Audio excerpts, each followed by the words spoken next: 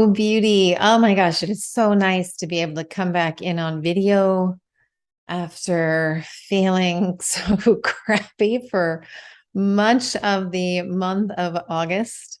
And I'm starting to feel like this healing crisis had a purpose, which I'm going to talk about more in this full moon video. You can't see it. I'm wearing my favorite shirt.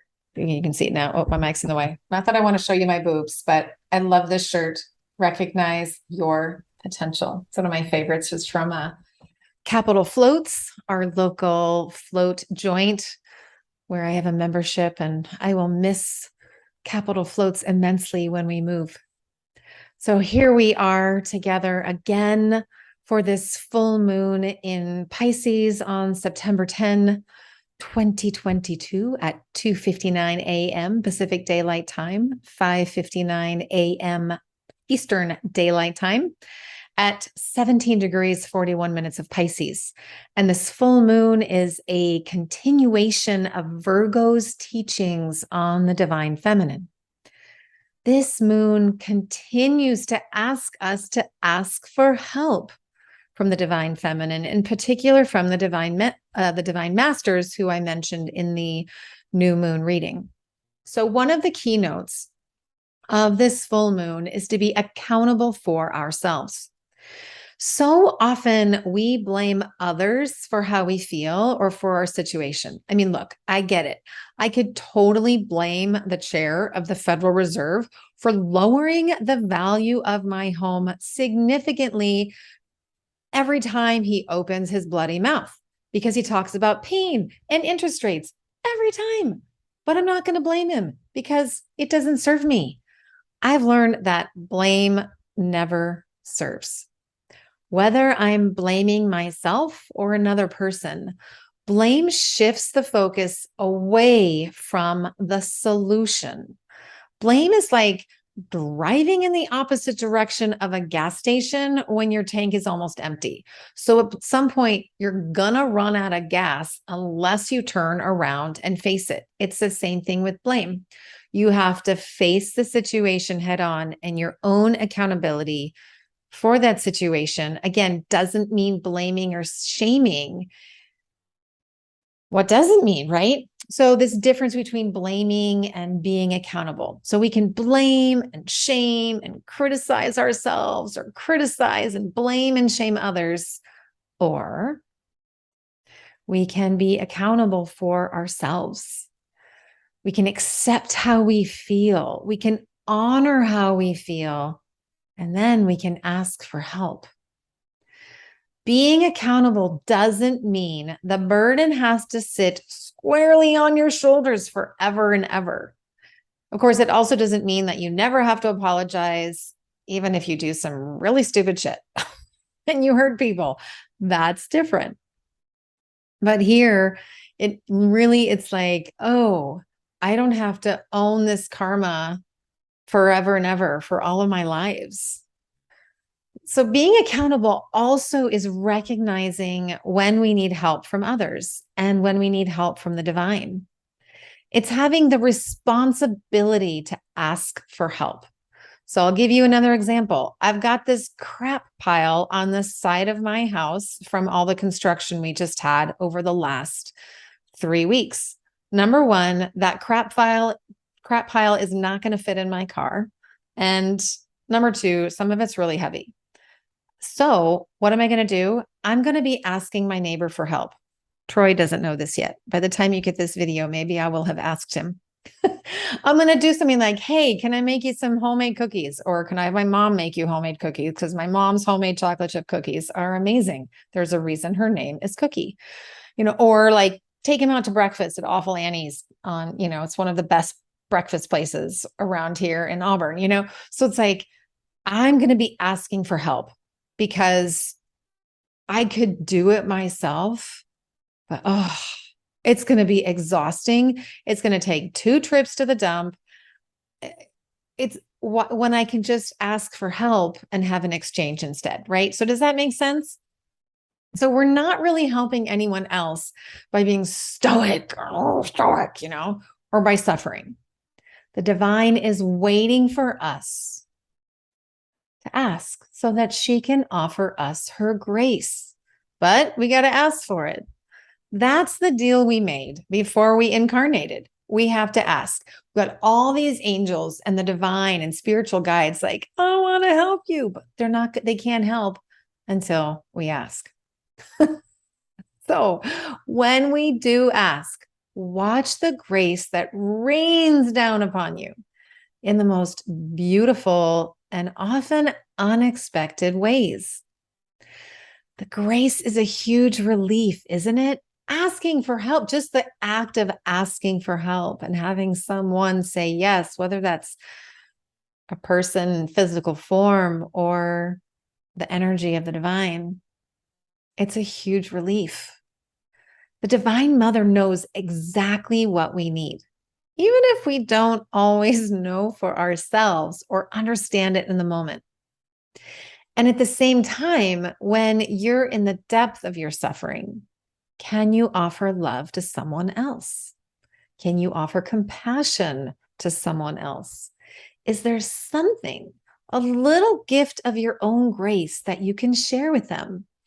Doesn't have to be material. It doesn't have to be money. It can be as simple as 5 minutes of your time. Unconditional listening without giving advice, or, if they're honestly asking for advice, okay. But unconditional listening is one of the most beautiful gifts of grace we can give to another being. This full moon says, hey, release the shame and guilt around how we treat ourselves. Give yourself some grace, right? So in the Virgo new moon, we're looking at health and well-being. And here we're looking at releasing some of the shame and doubt and guilt around when we're not looking after ourselves, or, things happen. I mean, we fall down. And instead of giving ourselves a hand up, we tell ourselves what morons we are for falling down in the first place. I mean, would you talk to your 80-year-old grandma that way? No, I don't think so. I wouldn't. Be accountable and forgiving with yourself. See your suffering, acknowledge it, and then ask for help. You don't have to suppress the suffering. That's not what I'm saying. It's not about, what some people call spiritual bypass and being like, I'm going to raise my frequency. No, it doesn't have to be that way at all. Own your suffering, honor your suffering, and then ask the divine feminine for grace. Then shine your light because of, not despite, the adversity you're facing in the moment. This is how you transmute the suffering. When I was a child, I loved the poem called Footprints. So it's also known as Footprints in the Sand, and it's by a woman named Mary Stevenson, who wrote it during the Great Depression when her family was in a period of great suffering. Her mom had died and her dad was taking care of, I think, like 8 kids, trying to deal with all that. And we weren't a religious family at all. But I recognized as a child that the divine was there, that God, the divine, the Lord, the cosmos, the universe, whatever you want to call this omnipotent energy that connects and loves us all. I loved the poem, and I'll read it at the end of this reading for you. In some ways, the times now are perhaps as difficult as they were in the Great Depression when Mary wrote that poem. And, I know like we are in really tough economic times for a lot of people. And then there's just all this propaganda and censorship and social media, and just, it's a lot. When you're at your most challenged, feel the divine holding you. Allow the divine to lift some of your burden and give you more light so that you can give just a little bit more of your light. Before you know it, you will have transmuted much of your suffering, and your situation will have changed, even subtly. Look for the signs. They're always there. And again, this is why I love astrology, because it's transitory.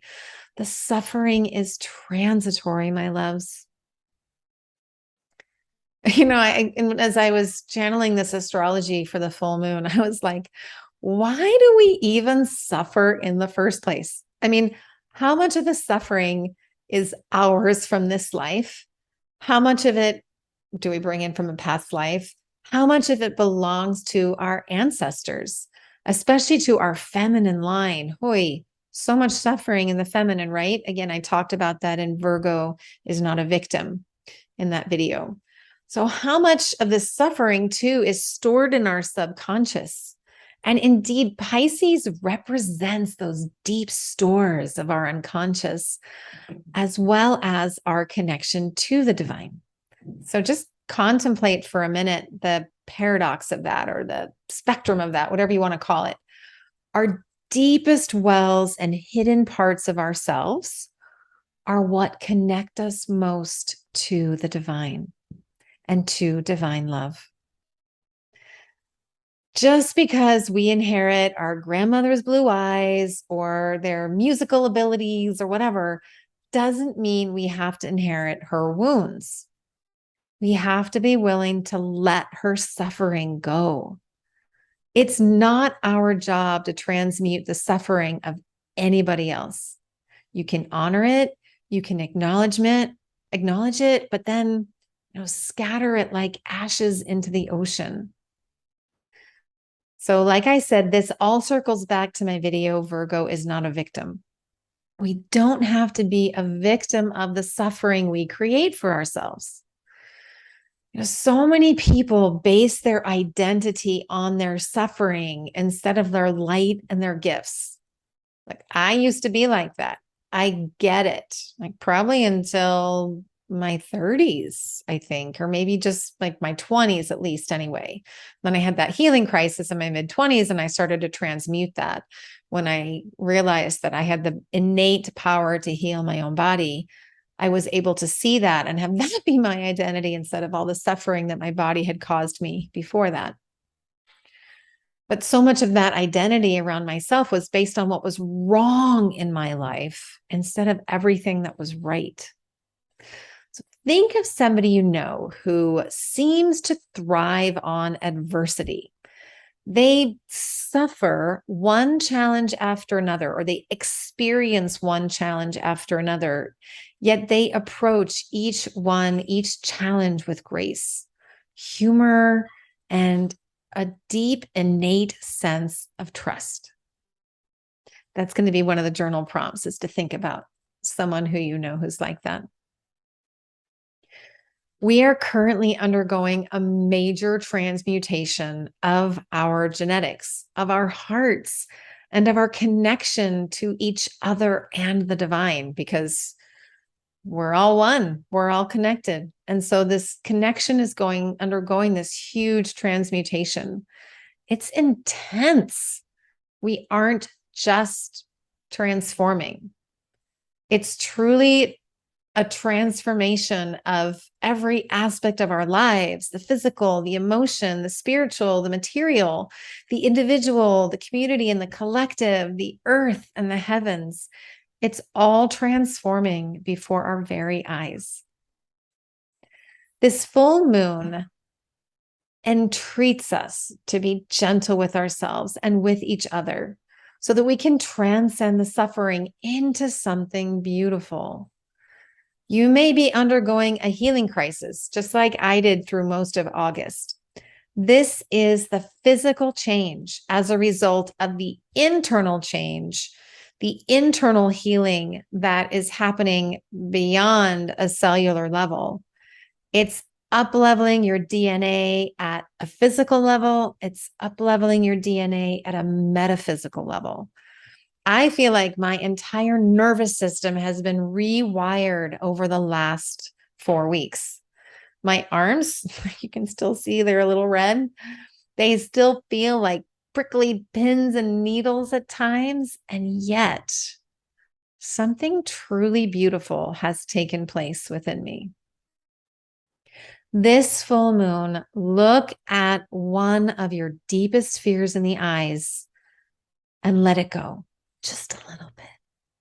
Fear of scarcity, fear of poverty, fear of unworthiness, fear of rejection, fear of abandonment, fear of death, fear of loneliness, fear of illness, whatever that fear is, look at it in the eyes and let it go just a little bit. Remember that you are love and you are loved. Surrender to the suffering and let yourself be transformed by the love and grace of yourself and of the divine. Of course, this wouldn't be an astrology video if I didn't touch on a couple of purely astrological aspects of this full moon. So, going to share my screen. Where are you? Okay. Going to share my screen here. So these, of course, is an astrology video, right? So these are also a preview of what we're going to experience with the Libra new moon on September 25th. So first, this full moon is almost conjunct Juno in Pisces. So I'll give them a little circle for you. Whoops, so you can see that. All right, so here are Juno and the moon. And don't worry about what house they're in. It just happens to be the chart for Auburn where I live. For now, golly, could I be moved by the new moon in Libra? That'd be a miracle. Certainly by the full moon. All right. So here's Juno right there next to the moon at 14 degrees. So Juno is the goddess of marriage and intimate partnerships. And hold on, I got to get back to my little screen here. In Pisces, sorry about that. In Pisces, she's all about the sacred connection to the divine. Juno knows that each partnership, in order to thrive, has to have an equal amount of divine masculine and divine feminine. Of course, the secret is that partnership starts with ourselves. Intimacy starts with ourselves. And it starts with the partnership of the divine feminine and the divine masculine within us. Likewise, no matter what gender or sexual identity of a partnership, it will thrive best when there is this relationship between the divine feminine and the divine masculine within the relationship itself. So this full moon asks you, it entreats you. I love that word, entreat. To bask in the glow of the divine feminine within you. So bask in that balance within you, and then also in your most intimate partnerships and relationships. Hey, beauty. While I'm fixing my tech issues over in Zoom, I wanted to let you know that you have until September 25th to book a reading with me in the sort of old school traditional style, because I am moving more towards holistic and integrative astrology and health workshops, programs, packages for people where we work together for a slightly longer period of time. So right now, when you book a reading with me, you're going to get not only that 75 or 100-minute astrology and health reading, where we're really looking at what the astrology right now is asking of you specifically and how you can absolutely show up as your best self. And then it also includes a 20-minute Q&A follow-up session with me where you can ask questions about the reading, and we can also talk about what's coming up for you. And then whatever you've paid for the reading, whatever the reading cost, you can apply that to a program with me as well. If you want to sign up for that, I'm going to be doing something around eclipse season, and then also lots of stuff in 2023 as both Pluto and Saturn are changing signs. I have a really obnoxious dog right now. She wants to say hi. This is Juna. Hi, Juna. She's a little spooked right now. I think one of the local ghosts was talking to her. All right. So if you want to book a reading with me, or if you have any questions about the reading, well, first, if you have any questions about a reading, please email me at hello@divinelyjennifer.com. You can also send me a DM on Instagram or on Telegram. And if you want to book a reading, you can do so at www.divinelyjennifer.com/sessions. Okay, I think I have my tech issues fixed, so we'll head on back to the full moon in Pisces. So here we have the full moon again. And so as you know, or may know, a full moon happens when the moon directly opposes the sun. So in this case, we have the moon here at 17 degrees, 41 minutes of Pisces. And we have the sun at 17 degrees, 41 minutes of Virgo. And then we also have the goddess Juno, who I mentioned. And we have the nodes. We have the nodes here. So let me circle Juno again. We have the nodes here. So the south node is at 14 degrees, 55 minutes of Scorpio. I'm getting out of the way there. And then we've got the north node and Uranus here in Taurus. So the north node is at 14 degrees of 55 minutes of, I don't have my glasses on. 55 minutes of Taurus, and Uranus is at 18 degrees, 48 minutes of Taurus. So very close to a sextile to the moon and a trine to the sun. And this makes something that's called a mystic triangle. So we have two sextiles. So the moon and Juno are sextile to the north node and Uranus, and we've got the sun and the south node sextiling. And then we've got Uranus and the north node in a trine to the sun. And we've got the sun and Juno in a trine to the south node. And then the sun and moon and Juno are opposite. And Uranus and the north node are opposite to the south node in Scorpio. So what does that all mean? Well, trines and sextiles are generally really, really positive energy. And so this mystic rectangle, as it's called, looks at where our soul is drawn. It also allows us some astrological grace as we continue to contemplate and experience the transit of Uranus in Taurus, especially with the nodes.